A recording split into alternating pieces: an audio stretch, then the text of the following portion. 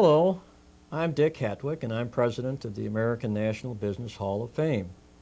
I'm here to share with you one set of exciting American National Business Hall of Fame stories. The Hall of Fame is an organization of college, university professors dedicated to creating an awareness, understanding, and appreciation of America's great heritage of business leadership. Today's set of stories deals with retailing. We're going to take the story from the mid-1800s all the way up to 1990.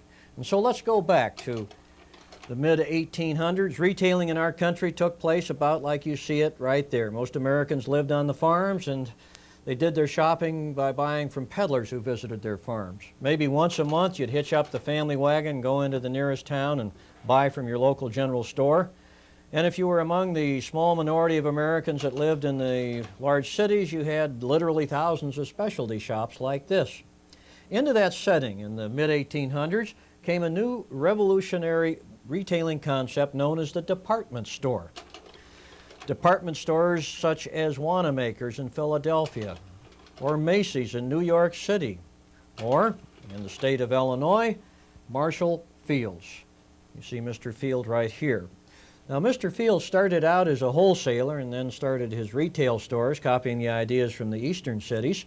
And working for Mr. Field in his wholesale end of his department was this individual, Aaron Montgomery Ward, just barely out of his teenage years, but a sharp fellow who, in the process of handling orders from small towns through the wholesale part of the operation, and at the same time watching the retail store develop right there under his eyes, he realized that if he could find a way to deliver mass retailing, or mass merchandising to the farm sector, he could make himself a tidy sum. And he came up with an idea. His basic idea was to deliver the material through mail. He started his company in 1872. He reached his customers with a mail order catalog. This is all he had to use. The prices were so low that he knew that the customers would rush to buy from him. Did they? No, they didn't, because there was a concern about whether or not this was a legitimate business or not. "No more mail orders for us," said some of the competitors advertising. "We've been stunned. We sent our money in and didn't get anything back."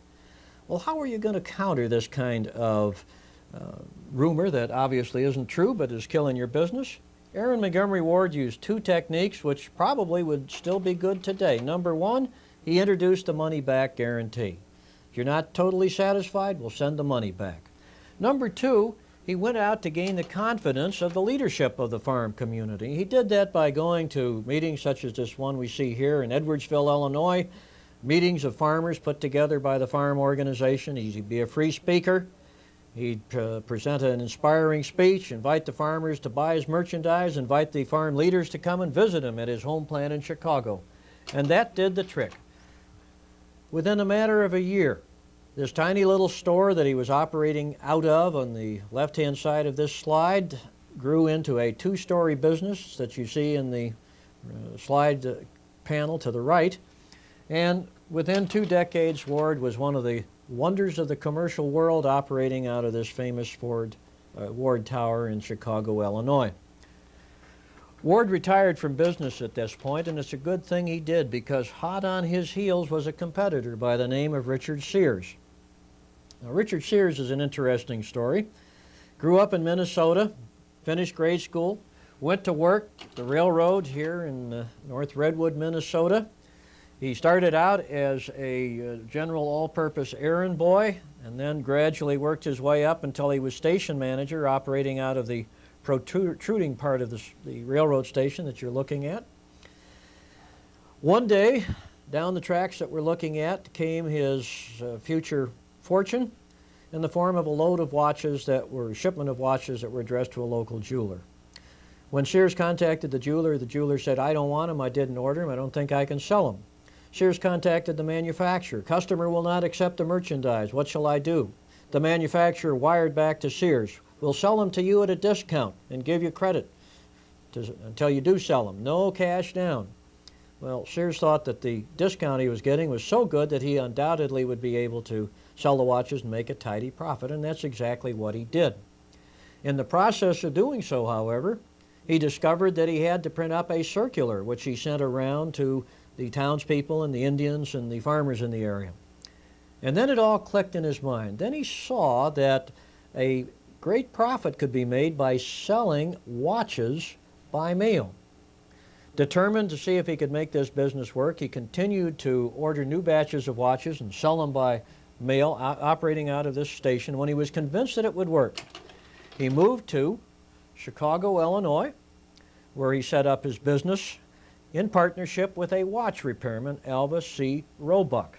And together these two gentlemen, led by Sears Promotion and Advertising, built a successful nationwide business selling watches and other jewelry items by mail.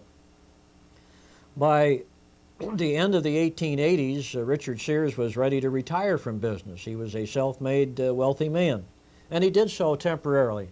And then he discovered that what he really enjoyed was selling, and so he came back with a new ambition to create a total mail order business competing with the giant firms. This by a young man who was already wealthy and who was taking on the giant established firm in the business, Aaron Montgomery Ward and Company. Amazingly, by 1894, when this catalog came out by Sears, Sears was ready to had almost caught up with and was ready to pass Montgomery Ward and Company. And so we as business students need to ask the question, how did he do it? Well, obviously inside the catalog that we're looking at was advertising written better than anybody back in those days could do it. Richard Sears knew how to talk turkey to the American farm wife. But there was more than that. There were the low prices. And beyond that, there was something special about Richard Sears, and that was risk-taking.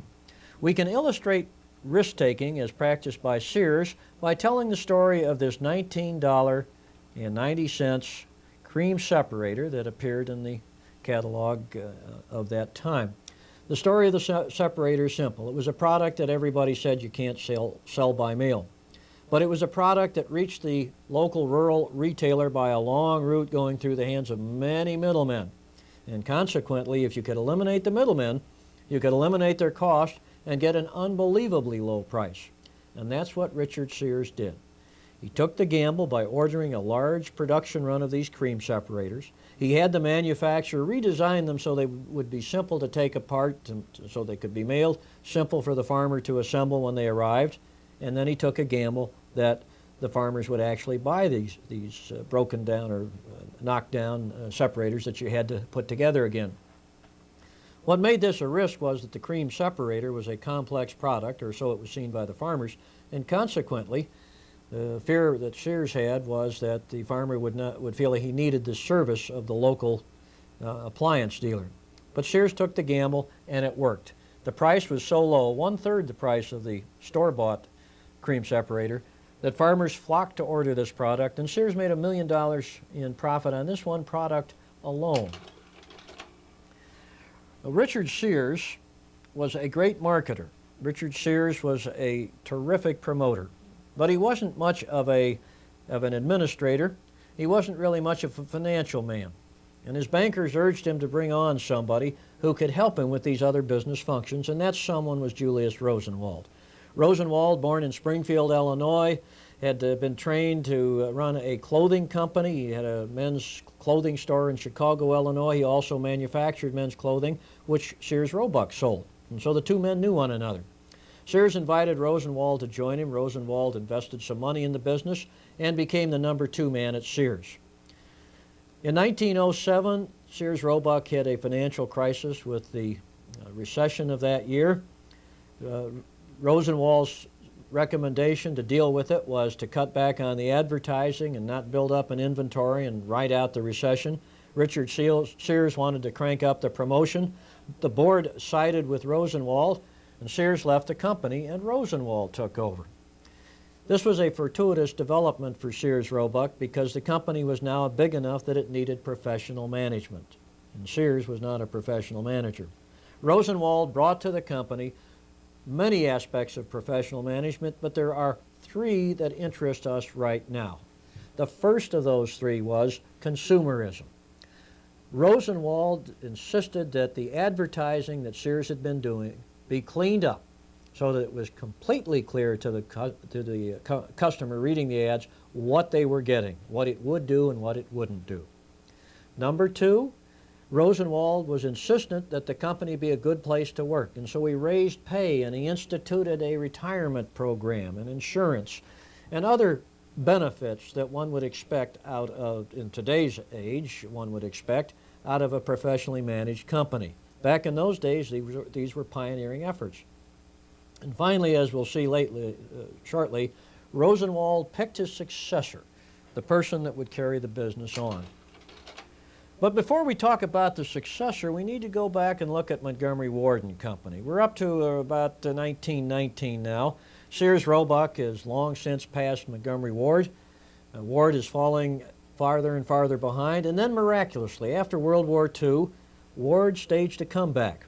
They started building warehouses like this one in the Northwest, which made it possible for Ward to deliver more quickly and give better service. They began to gain market share on Montgomery Ward and Company, or on Sears Roebuck and Company, excuse me. And most people reading the press in those days assumed that the reason for Ward's success was their new president, Ted Mercedes. But close students of the situations realized it wasn't Ted Mercedes at all. It was this man, General Robert Wood. General Wood is another one of our Hall of Fame laureates whose story is not only inspiring but instructive. He started out being raised in Kansas City, desiring to be an Army officer. He got an appointment to West Point, became an Army officer, served in Wyoming chasing Indians, eventually made it down to the Panama Canal area where we were building the canal. In Panama, he learned how to be a supply officer. He learned how to purchase and schedule the arrival of the purchases. And he fell in love with purchasing, and he decided that after he was able to retire on a pension from the Army, he would love to go to work for some large business as a purchasing manager. And he got that opportunity after the World War I when he was invited by Montgomery Ward and Company to join them as their vice president of purchasing. And so off he goes to Montgomery Ward and Company. At Montgomery Ward and Company, he helped turn the company around, partly because of his knowledge of demographics. That came from his readings of the book that you see on the screen here, and that is the Statistical Abstract of the United States. That was a book that he was fond of reading every night. He loved statistics, and because he loved statistics, he was great on the demographics that are the key to knowing your retail markets. One of his favorite tables in that particular book was this one, which shows population change in the United States in different periods of time. As you can see from this screen, the rural population was almost triple that of the urban population in 1890, but by 1910, the rural population was only a little bit bigger than the urban population. And Wood, looking at these numbers, realized that a major change had to be made at Montgomery Ward and Company. They had to go into retail stores because their population, their customer base was moving from the farm to the city. And so we went to Ted Mercedes with a proposal that Ward start a retail store program.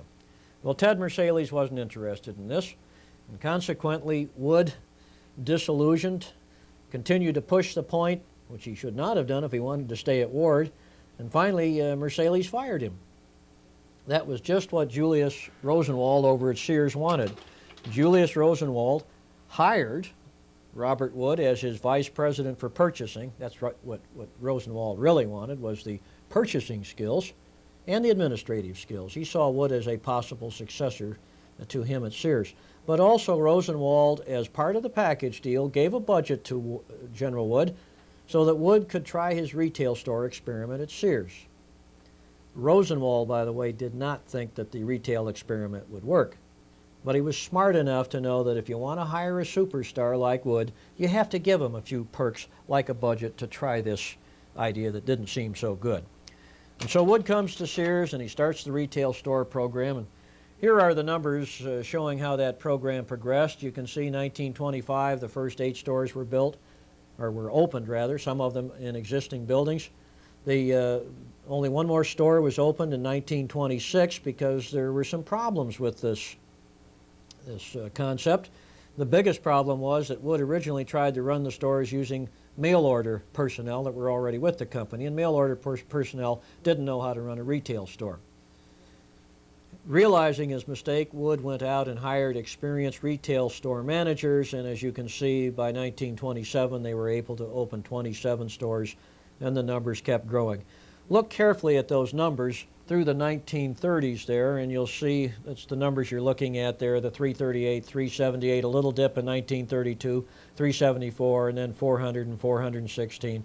These are store openings taking place in the Great Depression. The Depression was a terrible time for America, but it was a wonderful time for Sears Roebuck because they were rolling out this brand new retail concept. Now, we said that General Wood loved to read the Statistical Abstract of the United States. And in that book, one of the tables that fascinated him and around which he fashioned his retailing strategy was this book showing automobile registrations.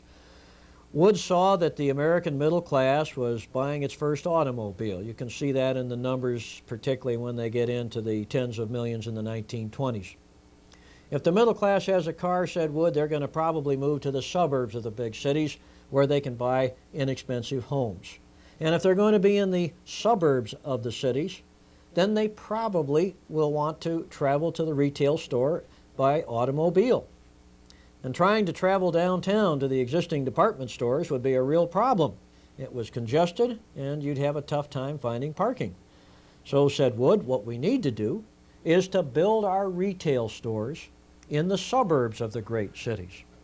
And so, as Sears rolled out its retailing strategy, what you saw was the opening of stores in the suburbs surrounded by acres of parking, as shown in this particular store, which is the Los Angeles store, opened in the 1930s.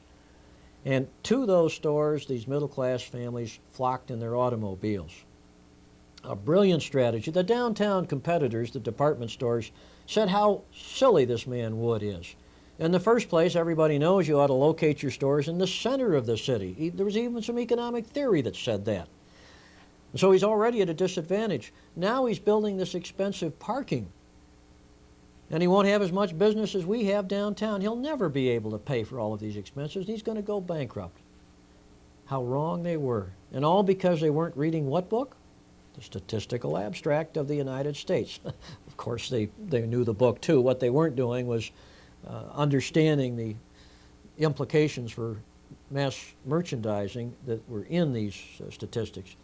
Now, looking at this retail store in the suburbs with its parking, think a minute about the customer who's coming in. Back in those days, the housewife did most of the shopping. The men didn't do very much of it. But on the other hand, women didn't drive their cars. So Wood figured that the typical family would have the husband driving the wife in to shop. If the husband's going to be there, said Wood, why don't we try to get him to buy some things? And so Sears introduced into their stores something that you would never think belonged in a department store. He introduced hardware items. He introduced automobile accessories, things that men would buy. And Sears became a leader in those lines of merchandise. And then he went one step further. He said, if we've got the husband and the wife here together, why don't we put in the store merchandise that is purchased as a joint decision by husband and wife? What are we talking about that Sears is famous for? We're talking about appliances. And appliances is what Sears put in there. And even today, Sears is well known and a leader in the field of appliances. One last example of how Sears' strategy was fashioned by General Wood's reading of the Statistical Abstract. Wood reasoned that with the husband coming in here and driving in his automobile, this would be a good opportunity to try to sell him insurance. He thought that it could be done inside the store. You could build a little booth or kiosk in the store out of which you would sell insurance. Again, the experts said this is not possible. You can't sell insurance out of a retail store. But Wood was a risk taker, and he took the gamble, and this particular gamble worked out. So what we're talking about here is a man who was a great risk taker and during this period in American history correctly saw the direction that retailing was going. One last example of his risk taking is appropriate before we leave General Wood. It happened towards the end of World War II, Wood was reading what book? The Statistical Abstract of the United States. He was reading the data on births and marriages, or marriages and births. And he noticed that during the 1930s and even into the 1940s, the marriage rate was very low, and so was the birth rate. The marriage rate and the birth rate were low because during the Depression, young couples simply couldn't afford to get married. They simply lived with their parents. And then during World War II, the boys were overseas and the women were in the States, and so even if they were married, they weren't having children. And so Wood reasoned that after World War II, when the war was over, the boys would return home, we would have a marriage boom, the likes of which America had never seen, and 9 months later, we'd have what kind of a boom? The baby boom. He predicted the baby boom that actually did occur. And so he went to his board of directors and asked for a huge appropriation to go out and buy the land in the suburbs where these new American families would settle, to buy the land while it was still farmland, and make plans to build first freestanding stores and later what we come to know as shopping centers to welcome all of these new American families. It was a brilliant decision, and yet it was a decision that most of the experts criticized as the sign that General Wood was getting old and a little bit senile. Because you see, economic theory and the prevailing wisdom said that after World War II, America would slip back into a Great Depression. The government spending would drop, there'd be nothing to replace it, and we'd hit a recession. It didn't happen that way for various reasons, but General Wood correctly perceived that this population boom would make the post-war period a period of tremendous economic growth. And so Sears Roebuck, as we leave General Wood's picture here, Sears Roebuck not only got a head start right after World War II, but Sears Roebuck kept its lead well into the 1970s, even after it was not quite as competitive, all because of the risk-taking genius of General Wood. Well, what about Montgomery Ward and Company? What was happening over there?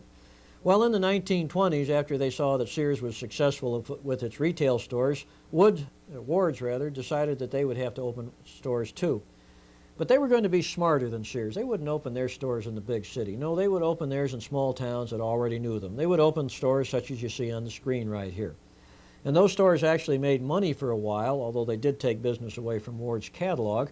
But then when the Great Depression hit, those stores became money losers. The farm sector was the worst hit sector. Farmers stopped patronizing the stores. They didn't have the money, and Montgomery Ward became a potentially bankrupt company. In desperation, the board of directors brought in a turnaround expert named Sewell Avery.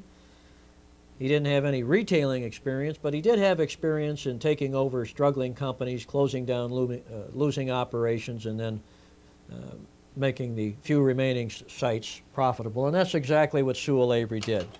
As we can see in this particular slide, you see that big white spike to your left. Those are all the stores that were opened in the 20s, and then you see that there were hardly any stores open in the early 30s. That's the big drop there. And what was happening in the early 30s was all these stores were being closed.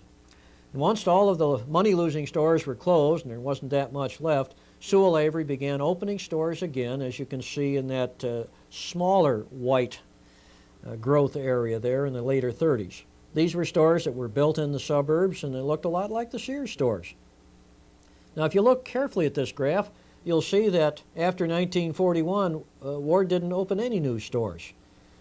Not during World War II, and of course nobody opened stores during World War II, but look at 1946 to 56. You don't see a single new store being opened. That was because Sewell Avery was convinced that there was going to be another Great Depression. He believed the experts. And to prepare for it, he was determined not to open a single new store. In fact, he wouldn't spend very much money on expanding or remodeling existing stores because to do so would create some debt that he might not be able to pay off.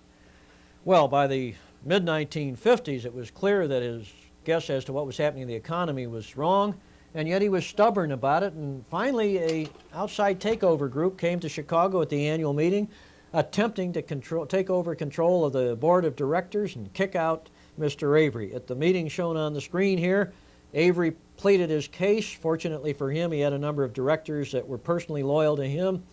He managed by the slimmest of margins to retain control of the board, but he got the message. He knew his time was up. Shortly thereafter, he resigned. The board hired new management in the form of a fellow named Robert Brooker, who had experience with the Sears way of doing business. Brooker came in, built stores along the Sears model, and Montgomery Ward and Company began to grow again. In the mid-1970s, Ward was acquired by the oil company Mobil. And Mobil didn't know how to manage him, and Ward became a money loser. Concerned about what to do with this terrible mistake that they had made, Mobil brought a turnaround expert in by the name of Bernard Brennan. And Brennan did manage to turn things around, and Brennan subsequently, in the later 1980s, put together a management team that bought the company from Mobil. They did it with what was called a leveraged buyout. And into the early 1990s, Brennan and his team were successful at making a profit with Ward and paying down their debt. And then they lost management control of the operation. Eventually, in the later 1990s, Brennan was deposed by the board of directors, and Ward took Chapter 11 bankruptcy. But our point right here is, in the 1950s, later 50s, 60s and 70s, even the 80s, Montgomery Ward finally was a competitor again for Sears. Another competitor that appeared on the scene in the 50s, the 60s, and 70s, and the 80s was the old Golden Rule store, now known as J.C.Penney and Company, or just Penny's. The founder of that company, James Cash Penney, started out in Kemmerer, Wyoming.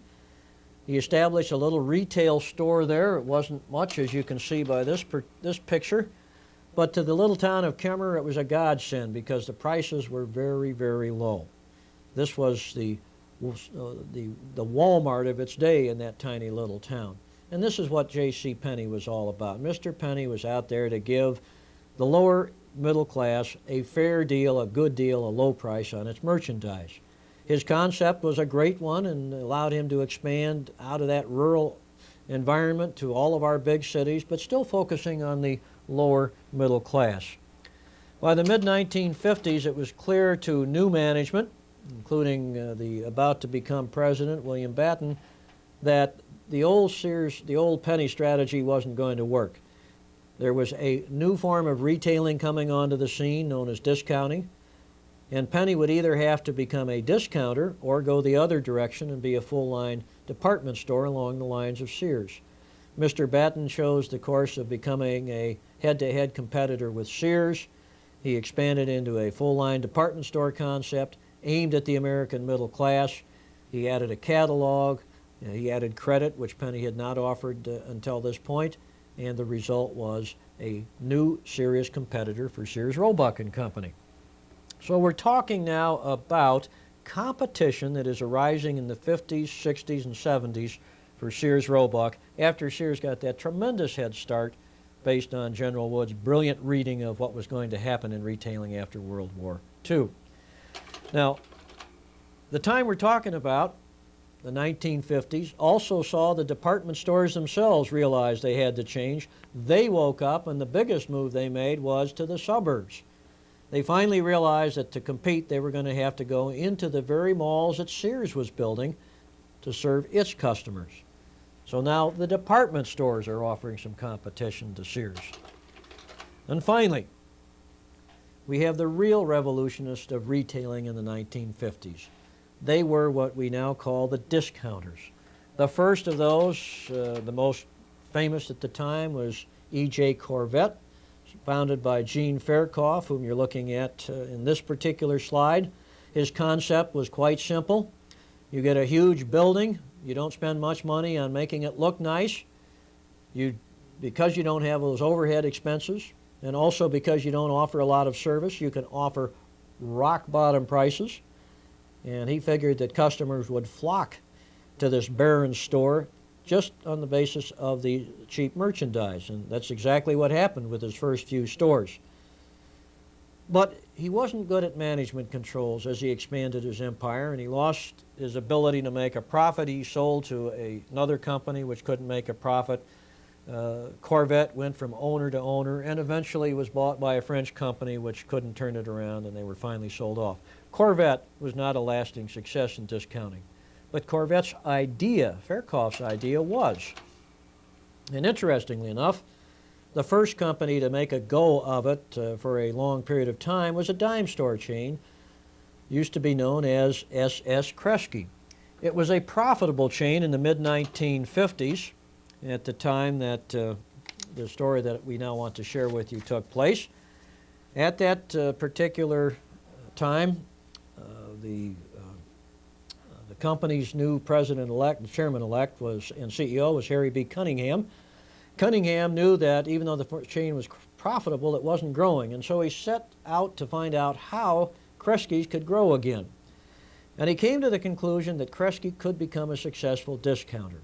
He said, first, we've already got a group of store managers. Sure, they're dime store managers now, but they can learn to be discount store managers and have a broader range of merchandise. We have our buying office headquartered in Detroit. Sure, they only buy dime store merchandise now, but they can be taught how to buy the broader merchandise. And he said there is a niche for us there, because Sears and Penney's and all these other stores, they're going into malls, and malls have high overhead. So if we put our stores in freestanding locations away from the malls, our overhead expense will be lower, and we can offer rock-bottom prices that even Sears can't touch. And that's exactly what happened. Under Cunningham's leadership, this dime store chain became a discounter known as Kmart. They even changed their name to Kmart because it was so successful. Kmart was probably the most successful retailer in the country in the 1960s and the 70s. Sears retained its big lead going back to the post-war period, but Kmart was beginning to close the gap. And then Kmart made a series of blunders, management blunders we won't go into in this presentation. To make a long story short, finally in the year 2001, its long slide ended with the declaration of Chapter 11 bankruptcy. Now, I said part of the reason for Kmart's demise or decline, because they still may make a comeback. They're currently operating under Chapter 11 bankruptcy, or that is as of 2002. But the reason, perhaps the real reason Kmart was in such difficult trouble, was another competitor. And that competitor was Sam Walton, whose company you know as Wal-Mart. Walton is an interesting role model. He graduated with an economics degree from the University of Missouri, took a job with the J.C.Penney organization, and always said later that the Penney organization and Mr. Penney's own style, which included visiting stores and walking around and meeting the employees, that background was a significant reason for his success. He spent a short time in the military, and then after World War II, took out a franchise in Arkansas with a five and dime chain. He had a 5-year lease, which at the end of which was canceled by the building owner, and the building owner wanted his son-in-law to come in, even though Sam Walton had been very successful with this dime store business. And so Walton went to western Arkansas, the town of Bentonville, and started a second store. And from there he opened up a chain of small stores like the one that you're looking at here. They were all franchised, although some of them were called Waltons. Others had other names. They were all franchised, however. They were all in small towns. And in these stores, Walton introduced, began to show the techniques which were later to make Wal-Mart the success it was. One of those techniques was sales promotion. Walton was a genius at promoting events that would bring people to the store, and once they're at the store, they would start making some purchases. Here we have some sort of a musical event in this slide that was taking place in front of his store. Now, what caused them to make the purchases was that Walton's prices for those small towns were very good. Well, Walton had no intention or thought of going into discounting at this time, but in the 1960s, remember he's been in business now for 15 years, in the 1950s, in 1962, he did open his first discount store, and he did it for defensive reasons. He was concerned that the discounting movement, which was taking place in the big cities at that time, might spread to small-town America. He didn't know whether it would work in small-town America, but that was his niche, and he wanted to be sure that if it did work, he would be the one to do it. And so in 1962, he opened his first discount store in tiny Rogers, Arkansas. Population so small that no demographer could figure out where the people would come from. The prices were so low, however, that they did come. They came out of the hills and from surrounding towns. It's amazing how far an American customer will drive if the price is low enough. And once Walton realized that the concept would work in rural America, he began expanding. Initially, his rule was that he'd never open a store that was more than never open a store that he couldn't get to and back in a day, because he wanted to come home for a late dinner with his family every evening. Eventually, he learned to fly an airplane, and then the rule became he would never open a store that was so far away he couldn't fly out and back in the same day. And eventually, he even dropped that and opened all over the country. Now, what were the keys to success of these Wal-Mart stores? One of them, which goes back to the J.C.Penney technique, was Walton's ability to identify the store, the company, and himself with the interest of the employees. He would show up in the early days at every store every week, and as the chain got bigger and bigger, he would still make sure that he showed up periodically at every store. He'd be there for the store opening. He'd be there for other celebrations. He would lead the employees in cheers. He would walk around the store and make the employees feel like what they were doing was important and that they were appreciated. And he had a wonderful way of making it sound sincere because he was sincere. In the 1970s, he introduced profit sharing for everybody in the business, and that made it clear that the success of the company would mean financial success for the employees. So we bonded with the employees. Equally important was his commitment to keep costs down. What stood out about Wal-Mart was that every aspect of the business was an aspect where Wal-Mart led the country or led the retailing community in being the lowest cost operator. Advertising, look at this particular slide. Look at Wal-Mart's expenditures on advertising, that little purple bar on the left versus Kmart's, the one in the middle versus Sears, the big one. He skimped on advertising, but his low prices brought them in nevertheless. And then there was physical distribution. Walton was an innovator, and one of his most important innovations was to discover that physical distribution, which means using your warehouse and your own trucking fleet to get the merchandise to the stores, the right items in the right quantity at the right time, that part of the business could be a profit center. It could be a place where you could get a strategic advantage. Everybody else in the business looked at it as a cost, not Sam. He developed this eventually to the point where it was computerized, and not only the warehouses that had his merchandise, but even the major suppliers knew when it was time to send more merchandise to the stores. One of the things that was particularly helpful in the early going was that trucking was regulated, and most of the competitors used regulated truckers to carry their merchandise, which meant that they were paying higher trucking costs than they should have had to. Sam decided to buy his own fleet of trucks to avoid the regulation and get his trucking costs down. He also discovered that since these truck drivers were Wal-Mart employees, he could use them as a source of intelligence. And so every morning, early in the morning, while the trucks were being loaded at the warehouse in Bentonville, Sam would go down, have coffee and donuts with the truckers, and query them about what was going on in the stores and how things could be improved. So I think you can see that Sam Walton represented the new wave of retailing, applying the newest techniques to get costs down, motivating the employees, and gaining market share. Let me quickly point out that while Sam was so successful with mass merchandising, as all of these other stores we're talking about, the independent operators were fighting a rearguard action which periodically was successful. Let me share with you one of the successful small business independent owner campaigns of this period. We're talking now about the 1950s, 60s, and 70s. The story is a cooperative hardware chain known as True Value. The man that put this thing together was John Cotter, shown in the middle of your screen here between his parents. Born and raised in Minneapolis, Minnesota. While in school, he worked after school at a hardware store, developed a love of hardware, and after graduating from high school, he went to work as a clerk in the hardware store. His ambition at that time was to save some money and maybe eventually become the owner of the hardware store. During his work as a clerk at the store, he became familiar with the life of the traveling hardware salesman. These people were representing the wholesale hardware dealers. They'd travel around the countryside in their car with their handsome riding coat, as you're seeing here, calling on the stores. It seemed very romantic to John Cotter. And so he got a job as a traveling wholesale hardware salesperson.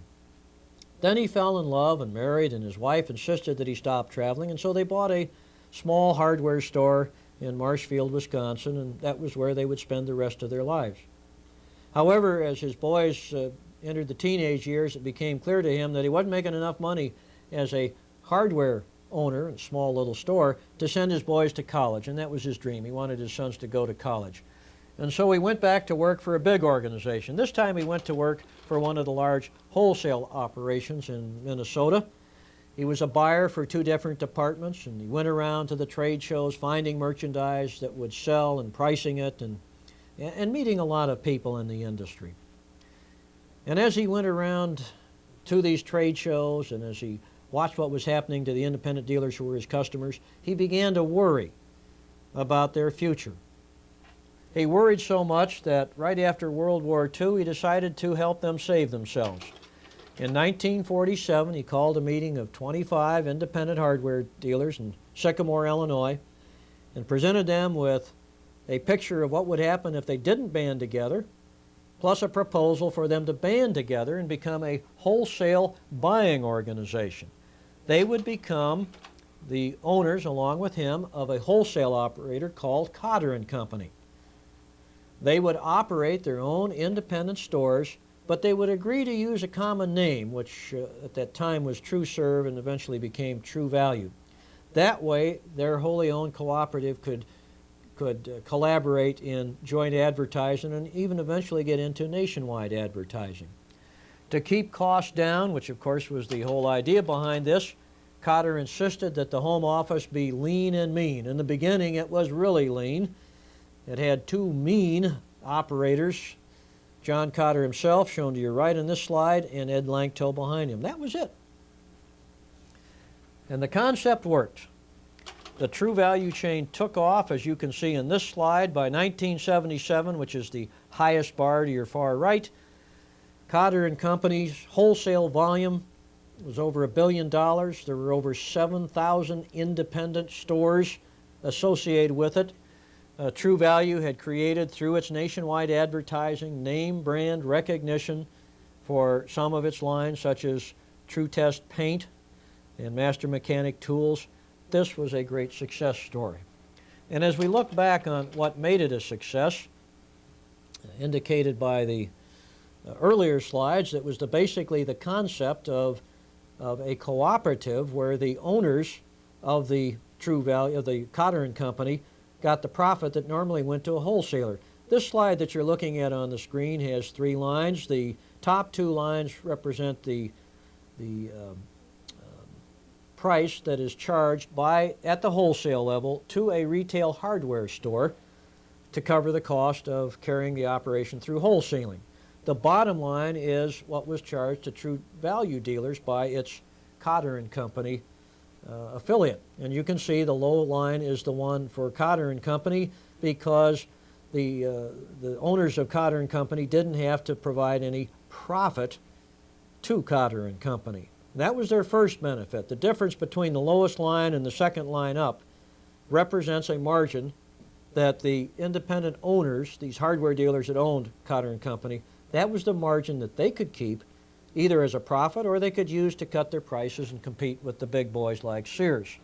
Notice finally, while we're looking at this slide, how the lowest line keeps going down. That we can attribute to the leadership and management of John Cotter. He was Japanese-like in his continuous ability to bring down cost and pass the cost savings on to his membership. And so Cotter & Company, under the leadership of John Cotter, was quite successful up to and past the retirement of John Cotter in the mid-1970s. Now let's take a last look at Sears Roebuck. What was Sears Roebuck doing while all of this competition was arising for its chosen market? Well, if we start the 1960s, Sears was operating out of this old building where General Wood operated. General Wood liked to call this building his communication building. It had wide corridors. As you can see, it wasn't very high. It had that big lawn out in front of it in warm days why employees would go out and have a picnic. And those wide corridors and that picnic area offered all kinds of opportunities for General Wood to just walk out of his office and talk to employees at random, employees from all parts of the operation. And he liked to walk around and do that because that was one of his ways of keeping in touch with what was going on. He didn't just listen to the executives immediately below him. No, he talked to everybody. And so he was on top of what was happening. Well, of course, General Wood retired in the 50s, and a series of fellow successor managers followed, all of them trained under the general. Things continued to go very well for Sears Roebuck and Company. But in the mid-1960s, Arthur Wood, no relationship to the general, who had been the attorney for the company, corporate attorney, general counsel, Arthur Wood was named chairman, and he peered into the future, asking the question, does Sears Roebuck need to make changes to stay up with changing demographic and financial developments? And his conclusion was yes. What Sears needs to do is to become more of a fashion merchandiser. The reason for that is that the American middle class is becoming more and more affluent. And so they're going to spend their money on the more expensive merchandise. They're no longer going to be interested in the cheapest merchandise that Sears sells. Sears, by the way, under General Wood, had developed the policy of selling every kind of merchandise it had in three basic price ranges. The cheapest merchandise, which was the lowest quality, was called good. If you wanted higher quality, you moved up to something that Sears would sell you called better. And if you wanted the highest quality that Sears had, you'd pay a higher price, and Sears would call that best. So Sears was operating on a good, better, best strategy. Well, Arthur Wood decided, after some study done by, among other things, by a group of MBAs that he hired, decided that Sears needed to drop the bottom category, the good merchandise, and add a top category called fashion merchandise. And so Sears moved in that direction. Also, Arthur Wood's team decided that more emphasis needed to be put on profit at the store level, and so they changed the compensation system so that store managers would pay more attention to profitability and a little less attention to sales that weren't necessarily profitable. And finally, thinking through what Sears had to do to portray or project a fashion image, Arthur Wood and his team decided that the headquarters had to be changed. Sears needed to move into a new office building that simply said to everybody, we are a top-notch fashion merchandiser. The new building was called the Sears Tower. It was opened in 1974. It turned out that this Sears Tower was a non-communication building. It turned out that top management operated out of the top reaches of that building, didn't really have opportunities to mingle with people at lower levels in the hierarchy who were on lower floors of the building, and over time top management lost track of or lost contact of what was going on in the retail marketplace where its competitors were beginning to take market share away from it. Another problem that hit Sears just at the time that this building was opened was the sharp recession of 1974-75, which caused Sears sales to plummet. Sears not only lost money, it incurred losses, but it lost market share. And in 1977, the company went all out to gain market share with heavy discounting, and it did gain market share, but it wasn't profitable. And so a new president by the name of Edward Telling looked at the situation and decided what Sears needed to do was to look to other kinds of businesses, primarily financial services. And so they got into real estate, acquiring the Coldwell Banker Company. They got into stock brokerage, acquiring the Dean Witter Reynolds Stock Brokerage Company. They began to be a financial services company. Then in 1980, with the retail business continuing to falter, Sears tried something called the store of the future that you're looking at on the left. Here you would find not only Sears selling better, best, and fashion merchandise, but you could also do some banking and buy stock and purchase a home, hire a realtor. And supposedly there would be synergies making this store a must-visit option for the consumer. Well, as it turned out, that was not the case. Sears prices for the merchandise were simply too high, and customers were flocking to Wal-Mart and Kmart and Penney and the competition. The seriousness of this problem became clear at the end of the decade when Business Week ran this article. Picture of the Sears Tower in the background. The question is asked, why is Sears changing? And if we can focus on the bar graph that you saw there, which is which we'll see in a minute, which talks about higher cost. It turned out that Sears, during the 70s and the 80s, had adopted a series of practices that made it the high-cost operator. I've told you about some of them, such as the Sears Tower. Others are told, are described in this famous book, The Big Store. If you're interested in this story, I advise you to read it on your own. But what we need to do right now is to take a look at the numbers involved here. If you look at this slide, you can see that Sears had a very high markup on its merchandise, up there about 30%. J.C.Penney was below it, but still pretty high. Kmart was well below Sears, and Wal-Mart was below all of them at around, at that time, 14%. And so the challenge clearly was for Sears to figure out how to get its costs down. That was the challenge of the 90s and on into the 21st century. We're not going to get into that story.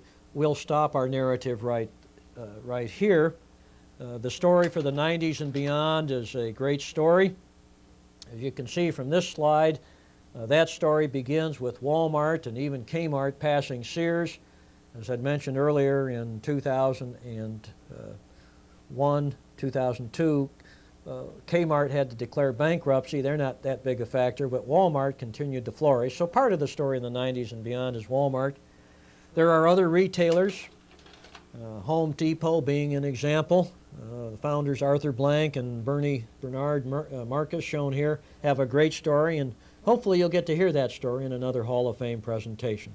But for now, we'll end the story by reminding you that the material we've covered today can be read in greater detail by you by picking up various books dealing with these great business leaders.